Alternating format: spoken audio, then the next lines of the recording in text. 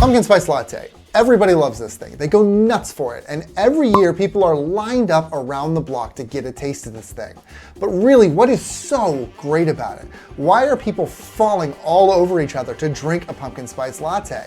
I think that it comes down to a masterful marketing strategy on the part of Starbucks. So today, that's what we're going to talk about. We are going in on PSL's marketing strategy approach, the mental triggers that they use to get you to want to buy a pumpkin spice latte, and what steps that you can take to implement the same strategy. My name is Trent Kennelly. I'm a marketing strategist, and on this channel, I talk about all the things that you can do to improve your business through marketing, sales, and analytics. So that sounds good to you and you're excited. Make sure you like this video, subscribe to my channel if you're into it, comment and let me know how you feel about a pumpkin spice latte or how you feel about their marketing strategy approach. I just love talking about marketing and business, so I would love to know what you think about it. Let's gossip. But until then, let's get started. All right, so why is the thing so popular? Let's start there. Well, the first reason is that it tastes good. Nothing else that I'm going to say in this video matters without this point. People love the pumpkin spice latte. They wait in long lines for it. There are whole categories of memes dedicated to people drinking pumpkin spice lattes in their Ugg boots. Entire newspaper articles are written about it all the time. But what does it mean? Why is tasting good important? It's because they found this blend of flavors that have been combined to provide a taste that people want, or in broader terms, they've created a quality product that people want to buy over and over again. All right, let's talk marketing triggers, and the first one I want to talk about is scarcity. So something that's scarce or something that's rare isn't easy to get all the time, and the rarer that something is, the more that we want it.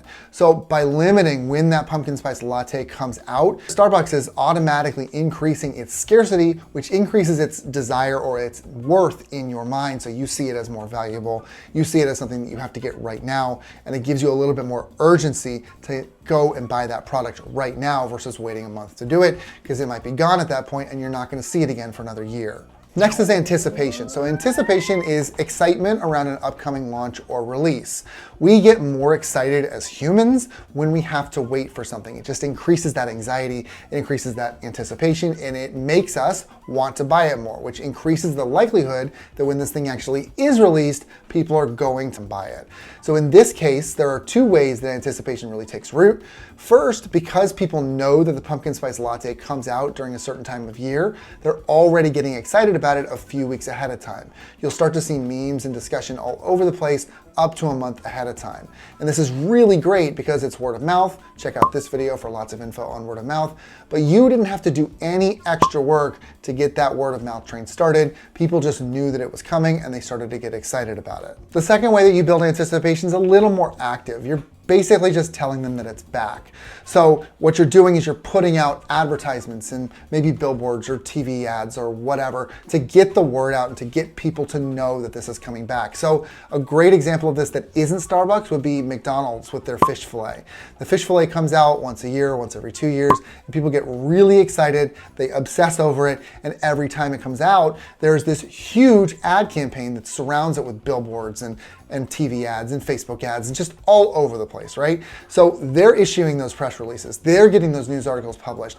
They're getting those influencers to talk about it on their pages, which is reminding people that the fish fillet is coming back, which is getting people excited about the fish fillet coming back, and then more people are gonna come and buy. Starbucks does the same thing with the pumpkin spice latte. They advertise it, they push it to influencers, they're putting it out on social media, it's all over the place, and people get really excited with anticipation. Next is events or rituals. So people are social animals. We respond more strongly to events or rituals or group activities that happen on a recurring basis, maybe once a year, maybe once every 6 months or whatever. We like those rituals. We're basically talking about mob mentality here. If it gets the group excited, it gets you excited. You are more likely to be excited when a group around you is excited. So by releasing once a year, you're creating a ritual and you're telling people this ritual or this event is happening at this period every single year, and it builds that excitement. It causes more people to want to come be a part of the event because it is an event, and increases that traffic and those sales to the stores. Next is social proof. So we tend to trust the experiences of those that have come before us, which means that by showing that those experiences were very good, you're improving the chances of driving a sale with those potential customers, with those prospects. Social proof can come in a lot of different forms, but the one that really resonates here and gets a lot of people to want to come buy are influencers. As mentioned, influencers are both talking organically about the pumpkin spice latte and being paid by Starbucks to discuss it. So this is really direct social proof. You are either paying them or having them talk organically about it, but you are building that interest and that clout among the audience of that influencer. If someone has 100,000 people that follow every word that they say, and then that person says, go buy the pumpkin spice latte, those people are going to be more excited about it because their favorite influencer also loves the pumpkin spice latte. So this is people with clout saying, I love the PSL and you should love it too. Or it's just regular people saying, oh my God, I love this thing and you should too. Next is desire. So obviously we know what desire is, that's pretty self-explanatory, but desire is a very strong trait in humans. We are far more likely to get a purchase out of desire than some logical thought process. So by building desire, they're making your decision for you about whether you're gonna buy a pumpkin spice latte or not. This really comes back to building something that people really want and capitalizing on that. All right, so how can you implement this thing? Well, the first point, and this is an unfortunate necessity, is to have multiple products. There are two main reasons that you want to run a campaign like this. The first is to drive huge sales spikes during a specific period during the year. And if you're driving a huge spike, then you also have to consider what happens the rest of the year. Unless you're a seasonal goods store like a Halloween pop-up store, you need sales all year round. And since one of the biggest draws of the pumpkin spice latte is its limited availability, you need to have other things on offer to keep people interested. The second reason is to encourage more people to come back throughout the year. A limited time product encourages more people to buy that might not have been in a while and have now suddenly decided to come in for that limited time product, which could rekindle their interest in your products and make people want to buy more from you more often after that product spike is done. So if you have nothing else to sell to them, you're really just letting a prime opportunity get away from you here. Honestly, I wouldn't bother trying to implement this until you're running multiple products. But that said, you don't need 100 or more products like Starbucks does. You just need something else besides that seasonal offering to encourage more purchases more often throughout the year.